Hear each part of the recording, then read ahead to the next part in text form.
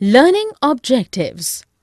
After completing this module, learners will be able to understand what is equilibrium, learn about the out of equilibrium behavior, understand how the shifts of demand and supply curves affect in equilibrium prices and quantity, understand wage determination in labor market, understand shifts in demand and supply, learn about the free entry and free exit of the firms in the perfect competitive economy, understand the criteria of price flooring, agricultural price support program and minimum wage rate legislation. Equilibrium, excess demand and excess supply. What is equilibrium? In equilibrium, in short, the total quantity that all firms want to sell equals with the entire quantity that all consumers want to buy in the market. In this regard, it becomes the perfect match between the plans of the consumer and firms in the market. Eventually, the equilibrium price signifies the price fixed at the point of the equilibrium, and the specific quantity being bought and sold are called equilibrium quantity. Thus, in the price P, the market demand QD and market supply QS gets equal with the equilibrium point. Excess demand and excess supply. When market supply causes greater amount than the market demand, we call it excess supply, and when the market demand being greater than the supply, it creates the excess demand. In the competitive market, the equilibrium point is the culmination point of zero additional demand and supply respectively. In phases of non-equilibrium, when the supply does not get equals with the demand, the price happens to change. Out of equilibrium behavior. It was believed that one invisible hand being responsible to increase the price whenever in the market, it creates the excess demand, and it happens opposite. That is, price gets reduced when the supply increases.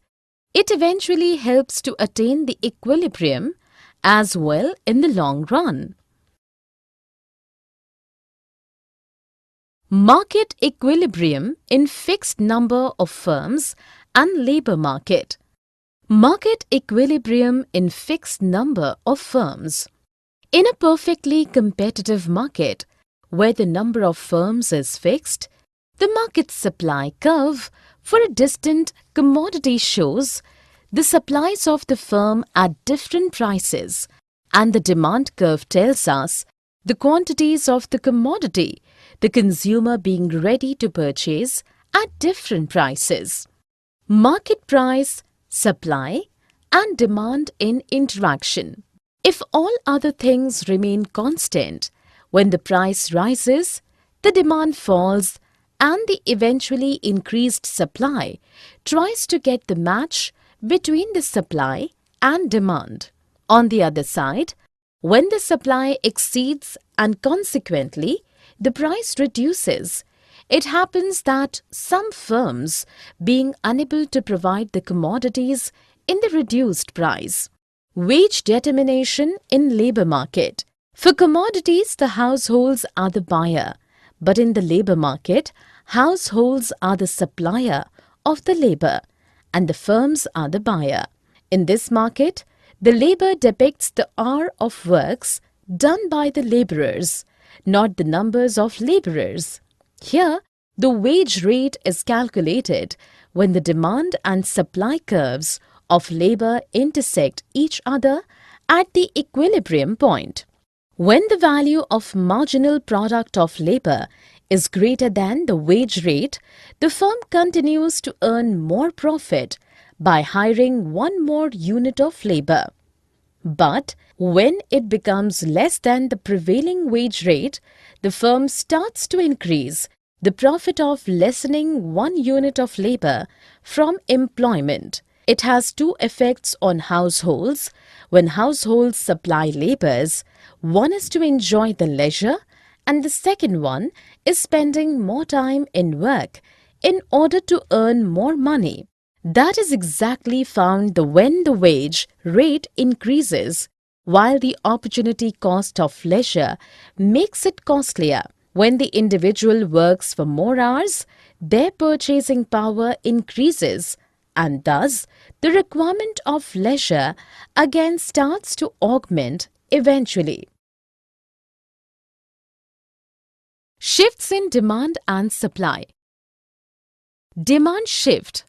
For the reason of changes in one or more than one factors, like preferences of the consumers, price of the commodities, consumers' incomes, technology used in the production, market size, inputs price in the production, and many others.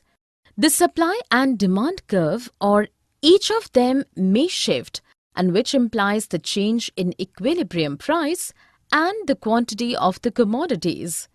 Here, due to the excess supply, we can see that demand decreases from Q2 to Q3. The G point where the equilibrium point did not match, so the price reduced as P0, where at the point of E, the equilibrium point has been created after the demand increases a bit to Q0 from Q3. Due to increase the salary of the consumers for normal goods, the quantity used to be increased. So, the demand curve shifts rightward, but the supply curve remains unchanged. So, in this case, the price of normal goods gets higher and the quantity being demanded is also higher. If the number of the consumers will be increased, the demand curve will shift rightward similarly too. Supply shift. When supply curve shifts leftward, excess demand will occur, which eventually will cause to price rise. At the time of its shifting rightward, due to excess supply, few firms will opt to reduce the price and the market price will be reduced. Simultaneous shifts in demand and supply. When both supply and demand curves will shift uniformly rightward, quantity of demand will be increased, but the price may stay unchanged or may increase, decrease. When both of them will shift leftward, the price may stay unchanged or may increase, decrease, but the quantity of demand will be decreased. Market equilibrium, free entry and exit. Free entry and exit. When such situation arrives that in a distinct market price, every firm enjoys supernormal profit, then many other firms want to enter in the system. It will decrease the percentage of profit and then the firms only earn the normal profit. Then we can say that the equilibrium price equals with minimum average cost of the firms. At the time comes when many firms see that the price prevailing in the market being lesser than the minimum average cost of the production, they tend to leave the market. Thus, it will create the condition where the existing firms will start to enjoy more profit and then it will be similar to their normal profit being greater than the minimum average cost of the production. Equilibrium price and quantity determination. In a perfectly competitive market, in the phases of free entry and exit, the equilibrium price gets equal to minimum average cost line and the quantity in equilibrium is determined at the intersection point of the market demand with the price line, that is, prevailing market price being equaled with minimum average cost of the firm. Shift in demand. When demand curve shifts rightwards in a perfect competitive market, there grows the excess demand of the commodity. many consumers want to give extra price, and thus the supernatural profit of the firms will be happened. But by the entries of new firms, the option of supernatural profits has been invalid, and then the normal price as prevails in the market, and it gets equal with minimum average cost of the firm. When the demand curve will shift leftward for excess supply, many firms will choose to exit, being unable to lower their price. Then, in the new equilibrium, less quantity will be equal to the reduced demand in that specific price. Thus, due to shift in demand rightwards or leftwards, the equilibrium quantity and number of firms will increase or decrease, whereas price will remain unchanged. Application of supply-demand analysis. Application of the analysis. We can see several situations where the government tries to regulate the prices of certain goods and services when their prices are too high or low from their optimum desired levels. Here the framework of the perfect competitive system is also very important, where these regulations fall effects on the market. Price ceiling. Government imposes upper limit of prices for several goods as they are regarded most useful goods, while some section of the people in the society will not afford to buy the goods in that prevailing market price. When government tries to regulate the price, it reduces than the equilibrium level of the market, but the demand remains constant. Setting the price floor. For certain goods, government needs to restrict the prices from further falling, and it regulates the price limit in a distant slab, especially for agricultural products. Through different price support programs, government does this to regulate the price limit of the goods. Here the price limit is set higher than the market-driven price, and by the aid of minimum wage rate legislations, government ensures that it does not fall below the limit. Such a way, the minimum wage rate is set higher than the equilibrium wage rate of the labor market. Summary.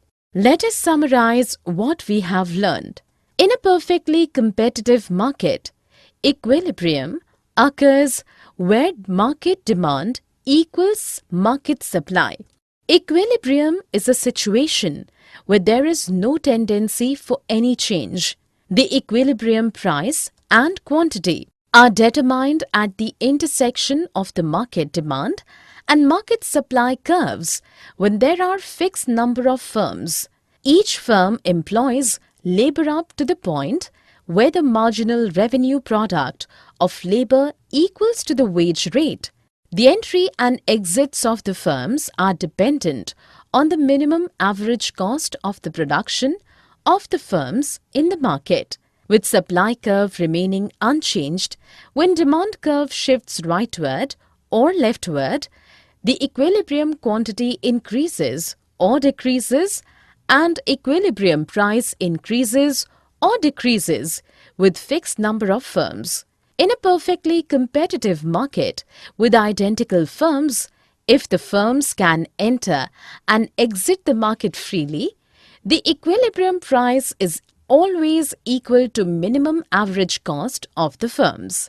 With free entry and exit, the shift in demand has no impact on equilibrium price but changes the equilibrium quantity and numbers of firms in the same direction as the change in demand. In comparison to a market with fixed number of firms, the impact of a shift in demand curve on equilibrium quantity is more pronounced in a market with free entry and exit.